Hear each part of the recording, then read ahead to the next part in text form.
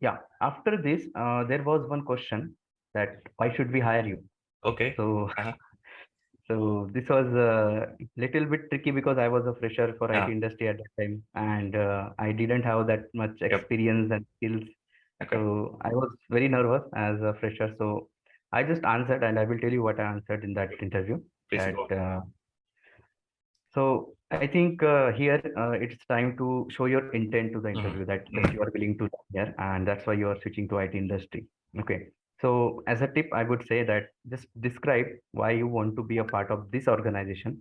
Just tell them the career path you have imagined in your mind, and talk about the growth, and always end with the golden statement.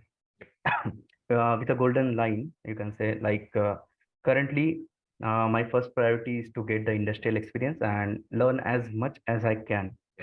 Okay. And so that I get the understanding of the work, and in future I will be ready to handle the complex problems in the same company. And as a senior, I would be able to help the other colleagues, and of course our organization will be benefit from that. So as a long term goal also, I mean I have covered the long term goal also about this organization. Mm-hmm. And I could answer this like this, that why should we hire you? Hello. So this was my answer. Cool.